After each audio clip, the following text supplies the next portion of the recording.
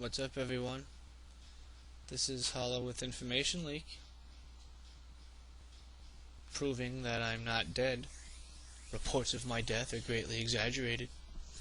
However, I have been exceptionally busy. This being the case, I'm going to be a little bit rusty, so please pardon my tutorial being crappy in advance. Okay, so that being said, let's move on with our lives. I got a whole bunch of emails and messages on YouTube and Information Leak. Thanks for coming by, guys. I'm glad you like the new site, by the way. About proxy chaining. Everybody wants to know proxy chain. How do I proxy chain? Blah, blah, blah, blah, blah. Well, there's a ton of different ways. First of all, what is my IP address? That's my IP address. And before anyone freaks out and goes, "Oh my god, you just gave your IP address out. What are you, stupid? You're gonna get hacked." Idiots. I serve my website from there. It's an address. Just because you know where Fort Knox is doesn't mean you can walk out with all the gold in the place. So an IP address, well, everyone knows what an IP address is but these days, but in case you don't, it's like a unique number. Alright, long story short, it's a number that says you. Your internet service provider gives you this number, and they say this guy or girl or whatever has this number, and they can identify you as such. So the whole idea behind a proxy is you connect your from here to another server, and then you surf the web from there. So what happens is your ISP, who's monitoring you, sees you connect to this server, and that's all it sees. And then from there, that server sees you surfing or whatever. Now the problem is with that type of thing, with the proxy, like the HTTP proxies that I showed you in the earlier tutorials, is who knows who those people are. Hey, some of them are really nice people just setting us up, want to do the right thing, free the web, blah blah blah. Others are honeypots. Honeypot is like, hey, too good to be true, I'm monitoring you now. So proxy chaining is done as per to try to avoid that type of crap. Idea being that the more proxy servers you connect to, the harder it is to find out what the hell you're doing. So let's go over this real quick. Basically, you can deal with CGI proxies, online proxies. I use a whole bunch of different ones, but for this particular situation, I'm using the ones at proxy.us.com, and it's got a shit ton of lists of different web proxies. I personally remember a bunch of them because the names are pretty easy. I like dumbperson.info. I thought was kind of funny, so I just remember it. Once it loads up, there's a whole bunch of blah blah blah, but on the bottom you'll see go. So you go to like whatismyip.com, right? And then you click go. Now while this is doing its thing, and you'll see my address has changed because this session I'm here, in this session I'm not actually at whatismyip.com. I'm at dumbperson.info / blah blah blah blah blah, some sort of URL encryption that they do. CGIs are pretty cool. They can encrypt URLs, as you just saw. You can do HTTPS a lot of times. A lot of them can do that. And there's millions of them. And the reason there's millions of them is because they're really easy to set up. I mean, stupid easy to set up. Let me repeat, before we go any further, that when you use an open proxy server, you're connecting to another computer. You don't know who's running that computer. Another thing to remember is the more proxies you connect to in a chain, the slower it's going to go. Let's go up to Tor. Tor uses something called onion routing, which basically you can read all about it on their site, Tor Project, torproject.org.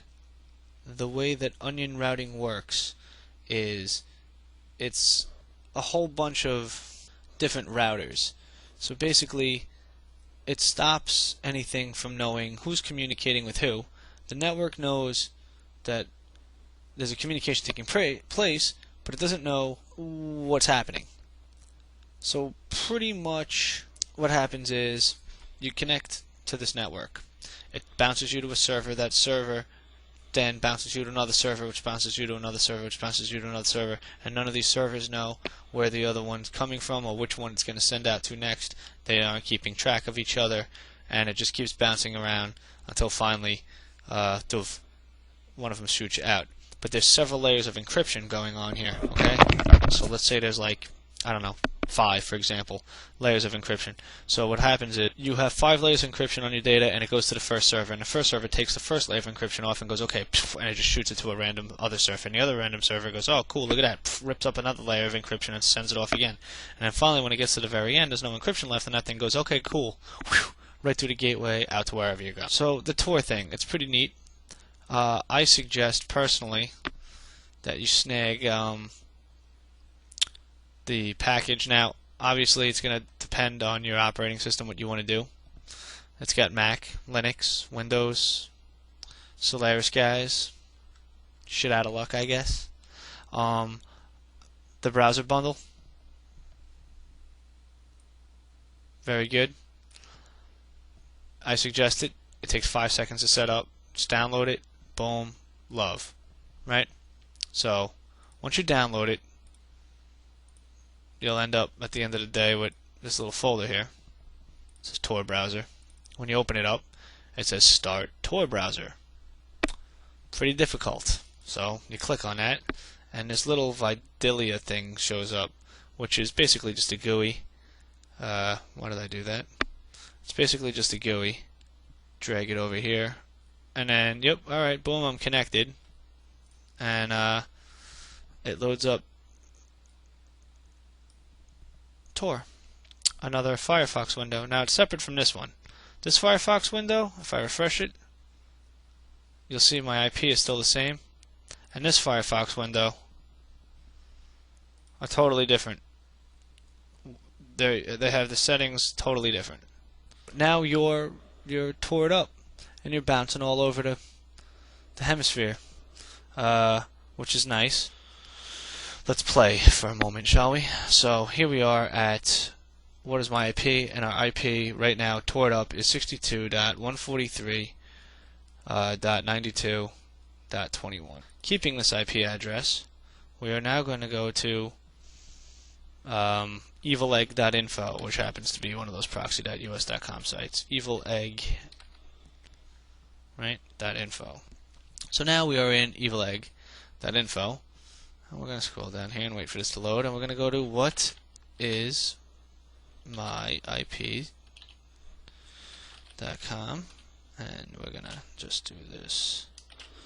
And we're going to go to what is my IP.com, and it should change from the 62.143.92.21 that we saw earlier, because now what we're doing is we're doing the Tor network and jumping on top of a CGI proxy on top of that, which is pretty ghetto, but it works. And sure as shit stinks, our IP has changed.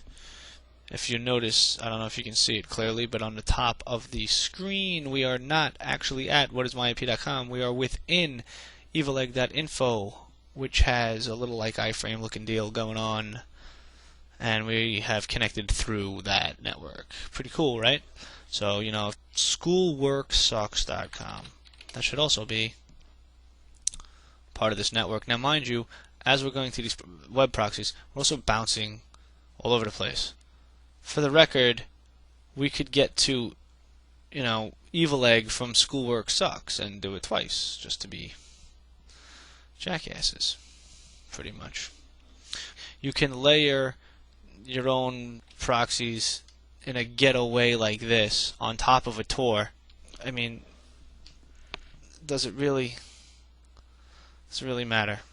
As you can see, by the way, while I was going on my little tirade there, the IP address is different. It is now 76.73.36.58, which is different from the 41.50 that we had initially. So that's basically the deal. Sorry for the cheesiness of this tutorial. I haven't done one for a long time. I'm going to try to address that and see if I can't get some stuff up lately. Keep sending me stuff. I love to hear from you guys. Keep asking questions. in the meantime, this is Holla from Information Leak, signing off. Carpe System.